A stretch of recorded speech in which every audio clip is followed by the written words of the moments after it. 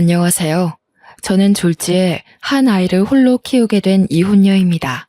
저도 수많은 사연자들 중에 하나가 될 수 있는 사람이었다는 걸 여태 모르고 살았네요. 제가 겪은 불행에 대해선 저 또한 무지했고 안일했다는 걸 지나고 나서 후회를 하고 있습니다. 이혼을 한 지 얼마 되지 않아서 아직까진 남편의 빈자리가 느껴지긴 하지만 이것도 곧 적응이 되겠죠. 현재는 그 빈자리보다 남편의 실체에 대한 충격과 배신 때문에 일상 회복이 조금 더딘 편입니다. 어딘가에는 제 사정을 터놓고 정리를 끝내야 저도 마음을 다잡을 수 있지 않을까 싶네요. 그간 남편의 실체를 알기까지 오래 지켜본 것이 아니었고 정말 훅 스쳐가듯 해결이 나버린 일들이었어요. 제가 이혼을 마음먹기까지 얼마나 섬뜩하고 어처구니 없는 일을 당했는지 좀 들어봐 주셔요. 제게는 고등학생 때 만났다가 졸업하고 대학을 가면서 헤어진 첫사랑이 있었습니다. 풋풋했던 학생 때의 연애였고 성인이 되면서 자연스레 잊혀진 인연이기도 했죠. 대학 다니면서 또 취직을 하고서 내내 연애를 해왔던 저는 나이가 들수록 점차 가벼운 연애를 기피하게 되더라고요. 사람 만나는 것에 책임이 막중하게 느꼈다기보다는 연애하면서 한량 같은 시간을 흘려보내기엔 저의 불안한 미래가 더 걱정이었어요. 20대 후반이 되면서 연애보다는 앞날 개척이 제겐 더 중요한 일이 되어버렸거든요. 그렇게 이성 만나는 걸 잠시 중단했을 시기가 있었어요. 친구들이 주선해준다는 소개팅도 귀찮아서 거절하고 있던 차에 정말 우연찮게 다시 첫사랑과 재회를 한 거였습니다. 차라리 그때 남자친구가 있었다면 제 앞날이 이런 꼴 당하는 일은 없었을 텐데 후회가 되네요. 첫사랑을 만난 건 다름 아닌 고향을 방문했을 때였습니다. 제가 살던 고향은 촌은 아니지만 그래도 도시에 비해 시골이었어요. 시에서 학교가 총 5개 있었는데 그중 남녀공학은 2개 있었고요. 저도 학교 주위에서 살았지만 첫사랑의 집도 학교 주위에서 있었기 때문에 서로 고향을 방문한다면 사실상 언젠가는 마주칠 수밖에 없는 사정거리였어요. 아마 그때가 명절이었을 겁니다. 저는 첫사랑을 오랜만에 보자 신기하게도 그동안 잠자고 있던 이성에 대한 관심이 다시금 살아난 기분을 느꼈습니다. 싫어서 헤어진 게 아니기 때문에 저희는 과거의 인연을 반기며 어색하게 인사를 나눴던 걸로 기억해요. 서로 예전 연락처가 그대로라서 휴대폰에는 늘 저장이 되어 있었거든요. 그래서 인사랑 간단한 안부만 묻고 헤어진 그날 밤, 명절날 밤 첫사랑한테서 술 한잔 하자고 연락이 왔어요. 고등학교를 졸업하고 서로 대학 생활을 응원하며 헤어졌던 저희는 그렇게 인연을 다시 시작하게 되었죠. 예전 인연인 걸 떠나서 어떻게 보면 고등학교 동창인 셈이기도 하잖아요. 다시 만났다 보니까 나눌 이야기도 많고 함께 그릴 어린 시절 추억도 꽤 많더라고요. 그 때문에 더 급속도로 가까워진 저희는 결혼을 약속하게 되었고 첫사랑이 제 남편이 되는 아름다운 결혼 과정을 만들었네요. 당시 남편은 보험 설계사로 활동하고 있었는데요. 나이가 30대 초반밖에 안 되었는데 실적이 나쁘지 않아 수입이 높은 편이더라고요. 그래서 저희는 신혼을 시작할 때부터 살림이 괜찮았고 넉넉한 상황에서 바로 아이 계획까지 할 수 있었습니다. 남편이 보험 쪽에서 그래도 꽤나 지위 있는 자리였다 보니까 출퇴근이 굉장히 자유로웠거든요. 근데 그게 제가 임신하기에 아주 적절한 환경이 되었어요. 부부가 둘 다 몸이 건강하다 보니 아이는 신혼생활 8개월 만에 바로 생겼어요. 어느 정도 신혼살림이 안정되게 만들어 놓고 바로 아이를 가질 셈이었죠. 피임을 한 번 안 했을 뿐인데 바로 임신에 성공한 저희는 정말로 기뻐서 양가 어른한테 자랑을 했고 배부르기 전에 양가 어른을 따로 찾아가 식사 자리를 따로 가졌습니다. 나는 당시에 너희 둘이 그런 인연이 있었다는 것도 몰랐잖니. 역시 부모가 자식을 다 안다고 해도 실상은 모르는 게 천지가 많네. 같은 고향 사람이 우리 며느리로 들어와서 내가 얼마나 마음이 편한지 모른다. 고향 사람과 결혼하는 게 좋지. 네 시애미는 멀리서 시집을 와가지고 가족도 없고 아는 사람 하나도 없는 곳에서 얼마나 고생을 했다고. 그걸 보는 내내 나도 마음이 안 좋았어. 그래서 며느리는 똑같이 만들고 싶지 않았거든. 사돈댁이랑 우리 집이랑 한 다리 건너 있으니 얼마나 좋아. 시댁에서도 친정에서도 저와 남편은 환영을 받았습니다. 특히나 시댁이랑 친정이 저희가 지연 관계라고 했을 때 정말 좋아라 하시더라고요. 명절 때 집에 방문하면 고생 안 하고 왔다 갔다 할 수 있겠다면서 말이죠. 시모는 언제 한번 제게 따로 전화해서 남편을 잘 부탁한다고 자기 아들이 저에 비해 많이 부족하다고 했는데요. 시모가 그렇게 저를 위해주는 마음이 제게 더 안정감을 주었습니다. 신혼 첫 출발 때만 해도 결국 돌고 돌아 만난 인연과 참 잘 만나서 결혼을 했다고 생각을 했었어요. 당시에는 남편과 운명적으로 시작한 만남이 너무 신기해서 혹시라도 우리가 만나지 못했더라면 이런 행복도 못 누리고 지나쳤을 기회였겠지 싶은 생각도 들 만큼 좋았습니다. 남편도 매번 저더러 역시 가슴속에 남는 사랑은 첫사랑밖에 없다면서 저와 결혼한 걸 무척 행복해했어요. 남편과 저는 우리 아이 건강하게 낳아서 아이한테도 우리가 느끼는 행복을 꼭 전해주자고 다짐을 굉장히 많이 했습니다. 저는 차차 산모에 대한 몸가짐을 하기 위해 직장에다 육아휴직을 냈고 집에서도 이런저런 임신 정보나 육아 지식을 많이 공부하며 지냈어요. 남편은 제가 임신한 기간 동안 정말 많이 신경을 써줬는데 덕분인지 저는 내내 마음이 편했습니다. 명색이 산모인데도 입덧 한 번 하지 않고서 다른 산모들에 비해 나름 편하게 보냈죠. 출산 과정에서도 남편이 저보다 더 긴장한 채 아이를 기다렸다고 들었습니다. 간호사가 나중에 말해줬는데 제가 출산하느라 고비를 넘기고 있을 때 남편이 울었다는 거 아니겠어요? 그 때문에 힘들었던 과정 싹 잊히고 웃음만 나왔네요. 임신과 출산 정보 때문에 인터넷 검색을 하다가 알게 된 건데 어떤 남편은 태어난 아이를 바로 보고 정이 떨어지기도 한다더라고요. 또 출산을 한 아내가 더 이상 여자로 안 보인대요. 솔직히 그런 고민글들을 보았을 때 지레 겁이 났습니다. 아이를 가진 건 너무 기쁜 일이지만 남편의 마음이 변할까봐 걱정도 많이 되었어요. 그런데 괜한 고민이었더라고요. 제 남편은 태어난 아이를 바로 안아보면서 너무 사랑스러운 눈으로 바라보았고 저더러 수고했다고 땀으로 범벅된 저를 한참이나 어루만지며 머리카락을 정리해 주었습니다. 또 하나 마음에 걸리는 게 있다면 남편이 그토록 원했던 딸이 아니라는 게 좀 걸렸어요. 남편은 결혼하기 전부터 딸을 갖고 싶다는 말을 종종 얘기하곤 했었는데요. 대부분 첫째라면 대부분 아들 낳고 싶어 한다는 말도 많이 들었거든요. 그런데 남편은 희한하게 딸을 좋아하더라고요.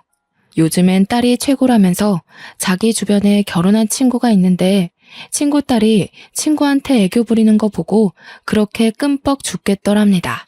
아들은 애교가 많아도 엄마한테나 부리지 아빠한테는 잘 안 부린다고 하네요. 그래서 회복실로 돌아온 저는 남편과 둘만 공간에 남겨졌을 때 혹시나 하고 물어봤어요. 자기 딸 원했는데 많이 아쉽겠다. 솔직히 애 성별 처음 알았을 때 실망하긴 했지. 괜찮으니까 말해봐. 나도 자기처럼 딸에 대한 아쉬움이 있어서 그래. 무슨 소리야. 물론 자기 닮은 딸 갖고 싶었던 건 맞지만 내가 저렇게 예쁜 아들을 두고 어떻게 실망을 해. 딸이야 둘째나 셋째로 또 만들면 되는 거고. 지금은 그저 민우가 너무 예뻐서 딸 생각 전혀 안 나. 남편은 벌써부터 휴대폰으로 아들 물건 쇼핑한다고 저한테 이것저것 물으며 정신이 없었습니다. 다행이었어요.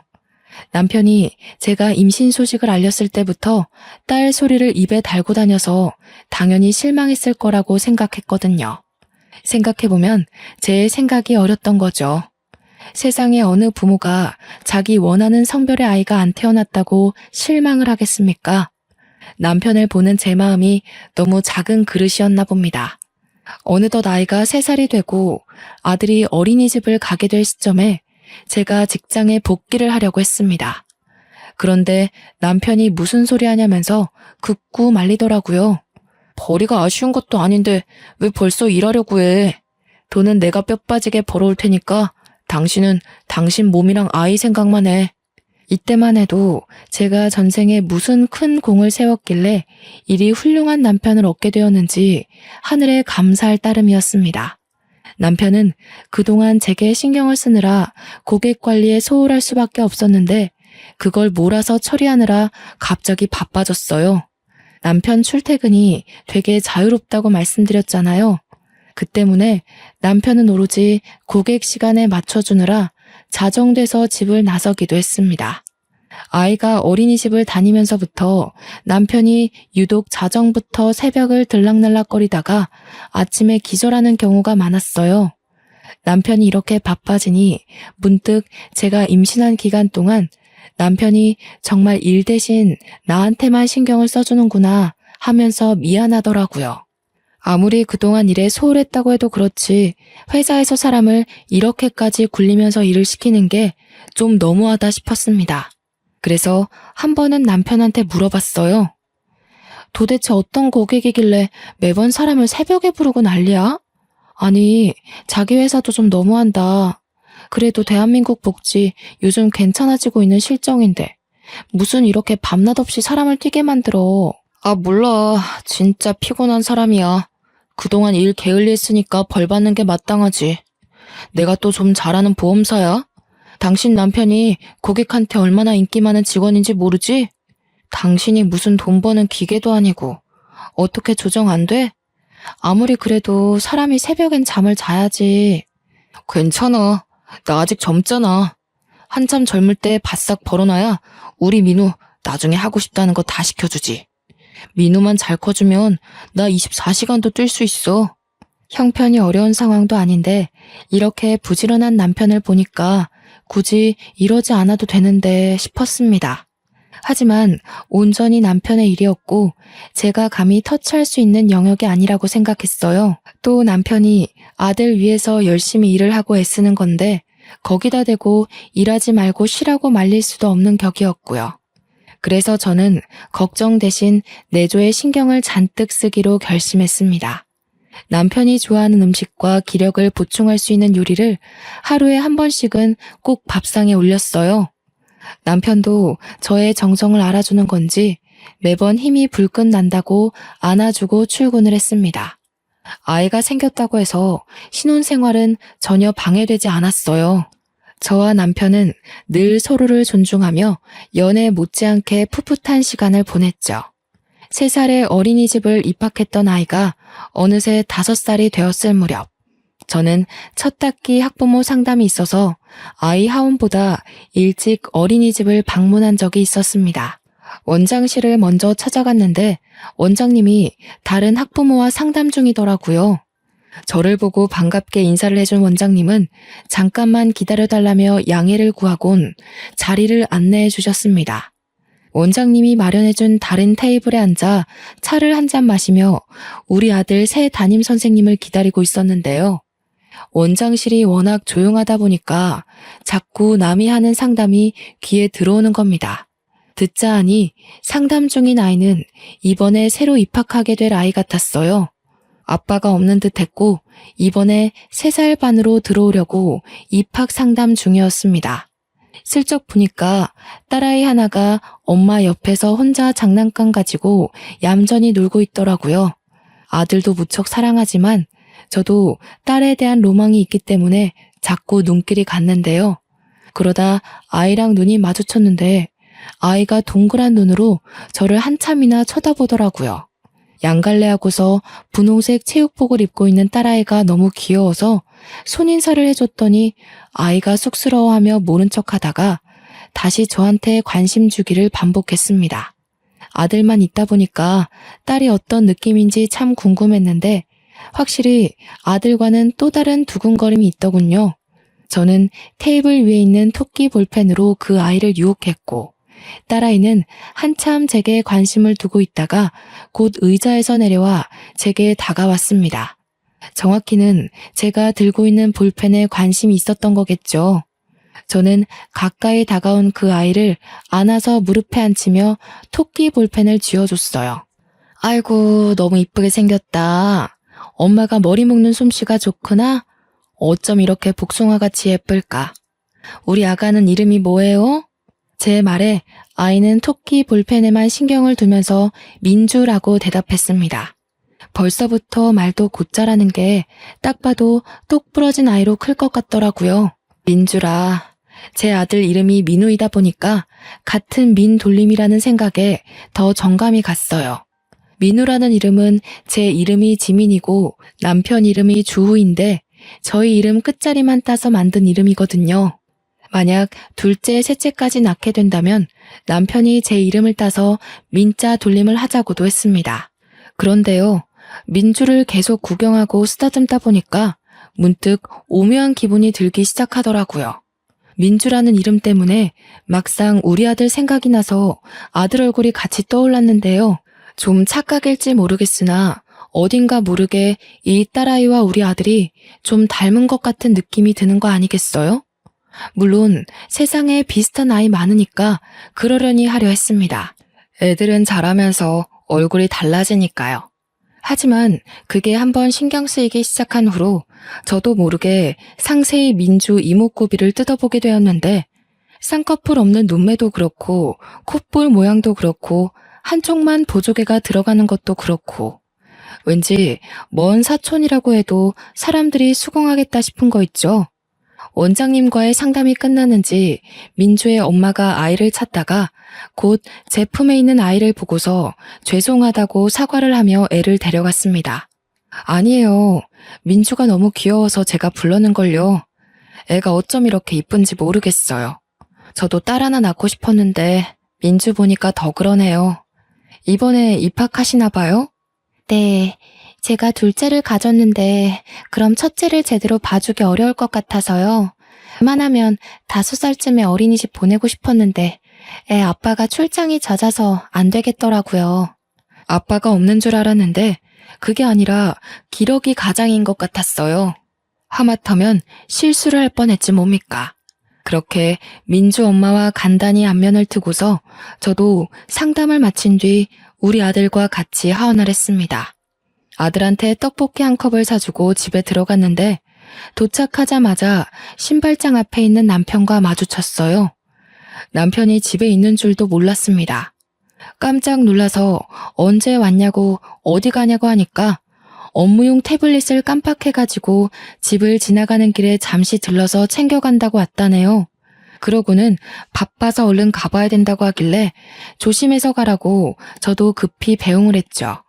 그 와중에도 아들 바보인 남편은 아들이 주는 떡볶이까지 한 입 먹고 나갔습니다.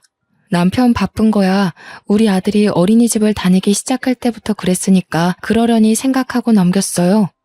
그러나 바로 그날 저녁 남편이 친구 아버지 상 때문에 집에 못 들어갈 것 같다고 빈소에서 바로 출근해야겠다면서 먼저 자라고 하더군요.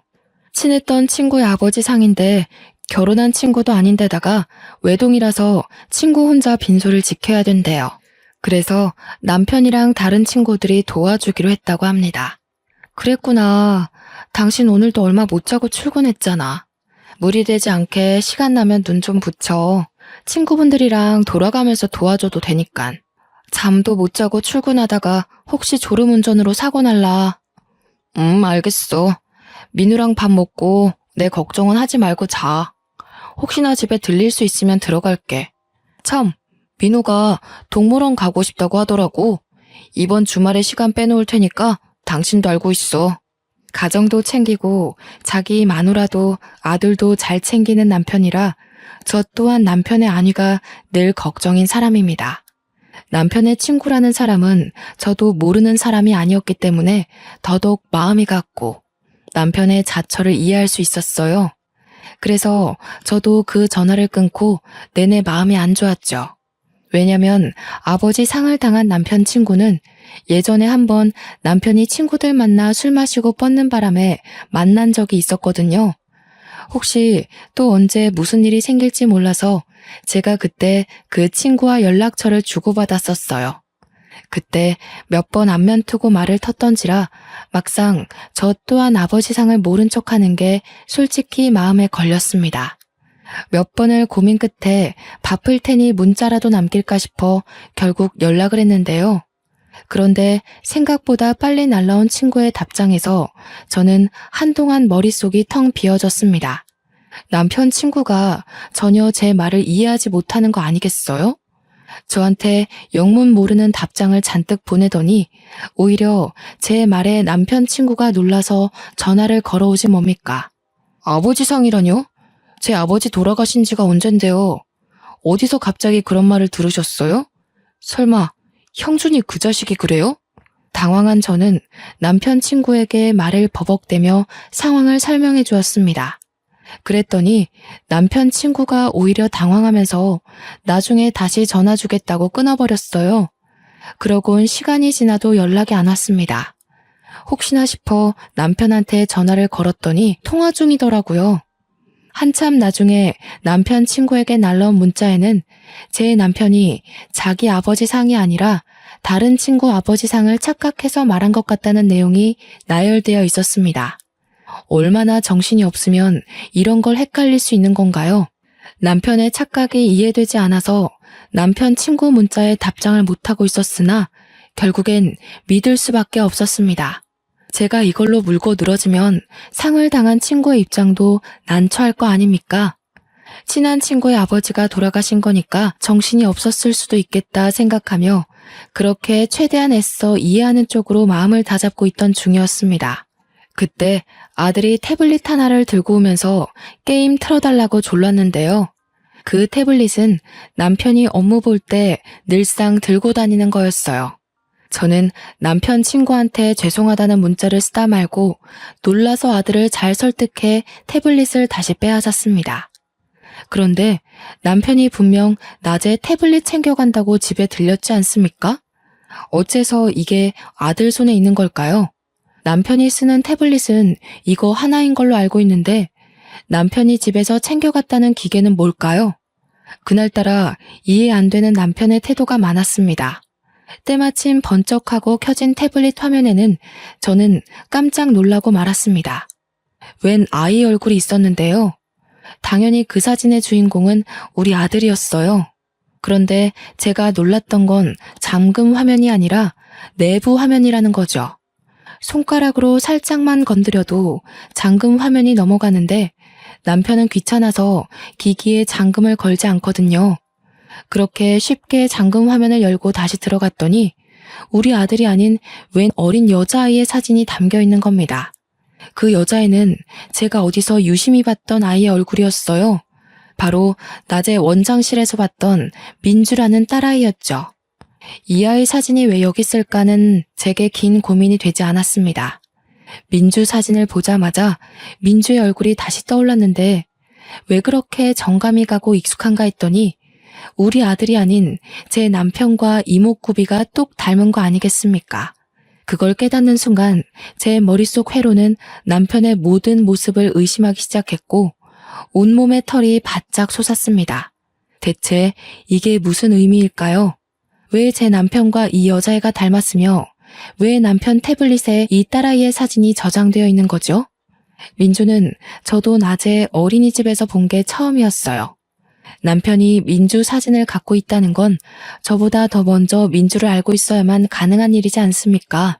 그 사진만 바라보며 멍청하게 서 있던 저는 머릿속에 떠오르는 또 다른 사람, 민주 엄마를 생각하자 출장을 많이 간다는 민주 아빠의 존재가 설마 내 남편은 아닐까 하는 의심이 들기 시작했어요.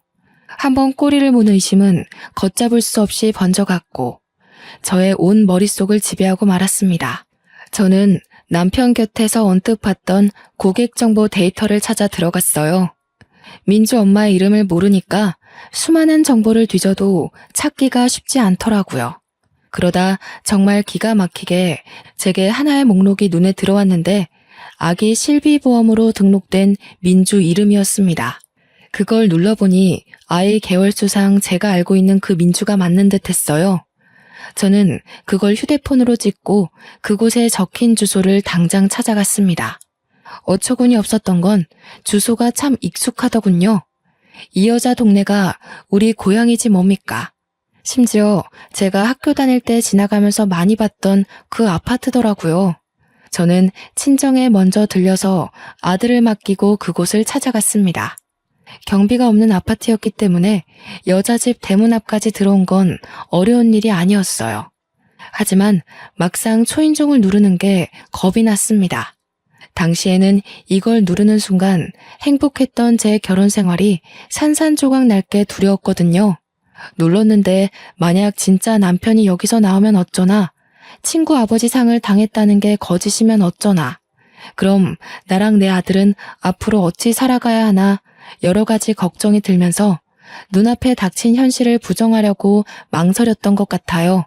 그때 안에서 사람이 나오려는지 문 앞에서 웅성대는 소리가 들렸는데요. 쓰레기 버리는 걸로 어쩌고 저쩌고 대화를 나누는 중이었습니다. 저는 문과 가까워진 그 목소리에서 이미 마지막 남은 희망을 모두 내던져 버렸어요. 그리곤 곧바로 열린 문 안을 통해 피하고 싶던 현실을 확인하게 되었죠. 아악 하고 볼품없게 소리 지른 남편이 진심으로 놀라 나자빠지는 거 아니겠습니까? 더 안쪽에서는 무슨 일이냐며 뛰쳐나온 여자가 하나 있었는데요. 바로 민주 엄마였습니다. 민주 엄마는 유부녀 같지 않게 야시시한 잠옷을 입고서 민주를 안고 있었어요. 보아하니 민주가 감기라도 걸린 건지 아픈 것 같더군요. 민주 엄마 손에는 저번 달에 우리 아들이 아픈 바람에 급하게 샀던 노란색 체온계와 같은 게 쥐어져 있었어요. 그제야 저는 남편이 태블릿 핑계로 몰래 집을 왔다가 불이 나게 나갔던 이유를 알았고, 친구 아버지 상을 핑계로 집에 못 들어온다는 말까지 이해가 되었습니다. 그 모든 게 다 불륜을 저지르고 있었기 때문인 거예요. 어떻게 여기를... 여보, 그러니까 이게 있잖아. 저 사람은 내 친구 동생인데 친구가 같이 있다가 잠깐 앞에 담배 피러 갔거든? 어떻게 네가 나랑 민우를 두고 이런 짓을 벌일 수가 있어? 너는 여기가 장례식장이니? 네가 나한테 뭐라고 거짓말했는지도 까먹은 거야? 아, 장례식장, 그건 다른 친구고 빈소에서 잘 수가 없어서 친구 집에 따라온 거야. 오해하지 마. 나중에 진짜 친구 들어올 거야. 전화해줄까? 넌 나를 호구로 보는구나. 이 상황에서도 잔머리 굴릴 생각밖에 없어? 너 같으면 이 상황에 네 변명이 신빙성 있다고 생각하니? 오해라고 설득하고 싶으면 저 아이랑 너 친자검사부터 해보지 그래? 뭐? 뜬금없이 친자검사를 왜 해? 내가 저 아이랑 그런 걸 해야 하는 이유가 없잖아. 설마 저 애가 내 아이라고 생각하는 거야? 여보, 나 그런 사람 아니야. 그래도 명색에 한 입을 덮고 산 부부인데 내가 네 이목구비 하나 못 알아볼까 봐. 유전자라는 게 참 무서워. 저렇게 버젓이 증거를 드러내주니까 말이야. 남편을 밀치고 집 안으로 들어간 저는 그때부터 브레이크 없는 자동차처럼 밟짓만 했습니다. 신발까지 신고 들어간 저는 민주의 물건을 찾기 위해 집안 물건을 뒤지며 돌아다녔어요. 그러자 민주를 내려놓은 민주 엄마가 다짜고짜 저를 쫓아와서 제 팔을 붙잡으며 막아섰습니다. 뭐 하시는 거예요? 신발을 신고 들어오면 어떡해요? 기본적인 예의도 없어요? 그쪽 남편이 오해라고 얘기했잖아요. 경찰에 신고하기 전에 당장 나가요. 예의? 그쪽은 예의가 있어서 가정 있는 남자 꼬드겨 애를 낳았습니까? 뻔뻔하게 감히 유부남 끌어들여서 살림을 차려요. 보아하니 직장도 없는 것 같은데 생활비도 다 제 남편이 대줬나 보죠? 가진 것 없는 년이 배짱만 두둑하네요. 뭐라고? 그래, 그렇다면 어쩔 건데요? 유부남들이 바람나는 이유가 뭐겠어요? 현부인한테 질리고 매력을 못 느끼니까 눈 돌리는 거 아니겠어요? 남의 집 쳐들어와서 깽판 치기 전에 스스로가 얼마나 못난 사람이었는지 반성이나 하세요. 내가 쳐들어와서 불안한가 봐요? 상상 이상으로 발악하시네. 왜요? 남편한테 아직 완전한 확신을 못 얻었나 보죠? 근데 어쩌나? 그 확신 얻기 힘들 거예요. 본부인도 나 몰라라 하고 바람피는 남자가 두 번째 여자라고 얼마나 애틋하겠어요? 뻔뻔하게 불륜을 대단한 권위인 것처럼 떠벌리는 상간녀를 보니 어처구니가 없었습니다. 우선은 제 귀로 불륜이라는 걸 확실히 들었으니 민주와 제 남편의 친자 확인만 하면 되었기에 저는 상간녀를 무시하고 욕실로 향했어요.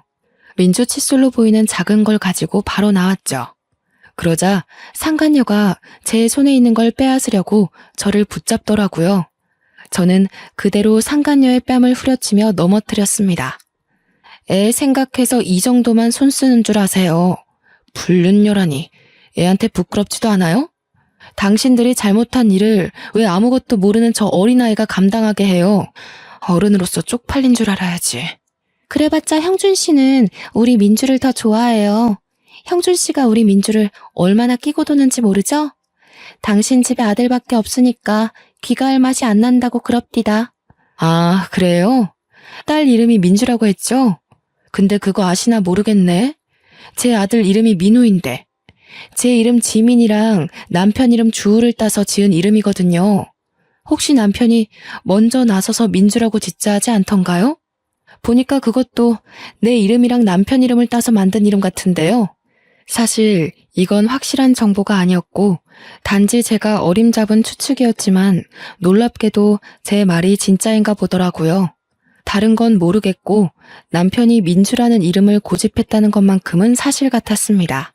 상간녀가 눈에 핏줄이 설 정도로 울음을 참으면서 남편을 째려보는데 그 모습만 봐도 제 추측이 맞다는 걸 알겠더군요. 그러나 잔머리 좋은 남편은 상간녀 눈빛 다 무시하고 구석에서 몰래 머리를 굴리고 있었습니다. 상간녀와 자신의 딸 안위보다 저한테 소송당해서 명예에 실추될 걸 걱정하고 있었나 보더라고요. 제가 상간녀와 말씨름을 끝내고 대문으로 향하자 대문 곁에 서 있던 남편이 저를 붙잡았습니다. 여보, 내가 설명할게. 제발 이러지 마. 우선 앉아서 얘기해 볼래? 아니다, 집에 가자. 내가 집에 가서 제대로 말해줄게. 당신이 생각하는 그런 사이 정말 아니거든? 응? 현장이 다 발각된 상황에서 어처구니 없게도 남편이 상간녀를 외면하는 작전을 펼치는 거 아니겠습니까? 저는 그대로 남편 머리채를 잡아당겼고 머리카락을 몇 개를 잔뜩 뜯어냈습니다. 여기서 저 아이가 네 자식이라고 판정나는 순간 너는 인생 쪽날 각오해. 내가 무슨 수를 써서라도 네가 지금 누리고 있는 모든 걸 망가뜨려 놓을 거니까. 그대로 집을 나가려는데 남편이 계속 저를 붙잡으면서 이젠 무릎을 꿇고 사정하기 시작하더라고요. 그걸 상간녀가 나서서 남편을 제지했습니다. 그만해요, 형준 씨. 그냥 저 여자랑 이혼해버려요. 형준 씨 딸 갖고 싶었다면서요. 그 말은 저 옆편네 아들보다 우리 이쁜 민주가 더 소중하다는 거 아니에요? 그런데 민주 이름이 정말 저 여자 이름 따서 지은 거예요? 아니죠. 그것부터 말해봐요. 입 안 닥쳐요? 지금 그런 걸 따질 때예요. 상황 파악 좀 해요. 그쪽 때문에 내 인생 망하게 생겼잖아요. 나한테는 우리 민호만 있으면 된다고요. 둘은 보험사와 고객으로 맺어진 인연이라 그런지 여전히 존댓말을 쓰고 있었습니다. 민주 나이를 보면 둘의 관계가 3년이나 지속되었을 텐데도 똑똑한 남편이 상간녀와 계속 거리를 두고 있었나 봅니다. 그렇단 말은 저 상간녀랑 언제든지 끊어낼 준비를 하고 있었다는 건데 그렇다면 더더욱 애를 만들지 말았어야지. 불륜 과정에서조차 무책임했던 남편이 더없이 형편없게 느껴지더군요. 저는 다리를 잡고 안놔주는 남편과 상간녀 때문에 신경질이 나서 신발장에 내버려진 쓰레기를 주웠습니다. 쓰레기 봉지를 잡아 뜯어서 둘에게 냅다 뿌려주고 집을 나왔어요. 모든 걸 지켜보면서도 울음 한 번 안 터뜨리던 민주와 마지막으로 눈이 마주쳤던 것 같은데 그 어린 딸아이가 놀랐겠지만 어쩔 수 없었네요. 그렇게 진행한 친자검사에서 역시 민주는 제 남편의 유전자를 받은 게 맞다는 결과를 받았습니다. 그걸 토대로 저는 그대로 이혼 소송과 상간녀 소송을 시작했어요. 남편이 입대기 전에 제가 먼저 양가 부모들께 이혼 사유를 밝혔는데요. 친정 쪽에서는 남편의 두 집 살림에 대해서 노발대발 화를 냈고 시댁 쪽에서는 저한테 하염없이 사과만 하시더라고요.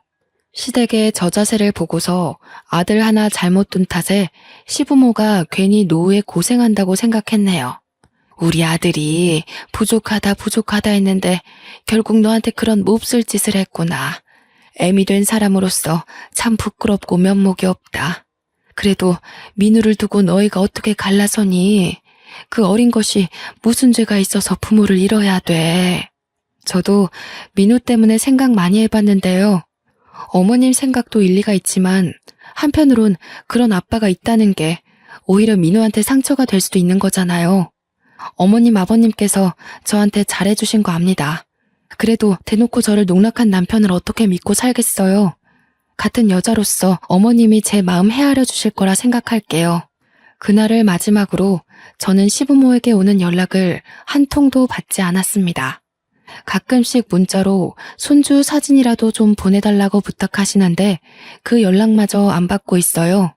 그리고 제가 소송한 뒤로 남편은 제대로 몰락하기 시작했는데요. 이미지 중요한 보험회사에서 남편의 불륜 사실은 손바닥으로 하늘을 가리는 수준이었고 남편 때문에 그 회사가 불륜 회사로 낙인 찍히는 바람에 결국 남편은 해고를 당했습니다. 상간녀도 진짜 남편 친구의 동생이었던 건지 남편이 아닌 남편 친구가 저한테 연락이 와서 제발 소송 취하해달라고 부탁을 하지 뭡니까?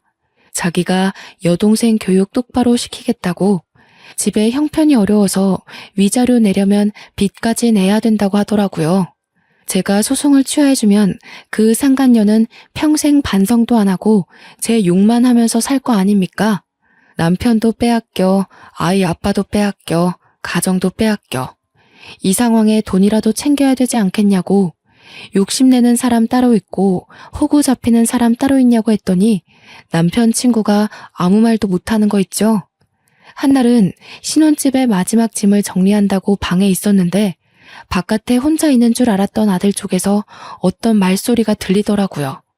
나가봤더니 남편이 제 아들 앞에 무릎을 꿇고 있는 거 아니겠습니까? 뭐 하는 거야, 애 앞에서? 당장 그만 못 둬? 우리 이러는 게 뭐 자랑이라고 애까지 신경 쓰게 만들어. 애가 5살이라도 알 건 다 안다는 거 몰라? 내가 어리석었어.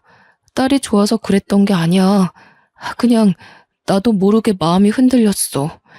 그렇다고 너한테 마음이 식은 게 아니라 나는 여전히 너 좋아하는데 몰라.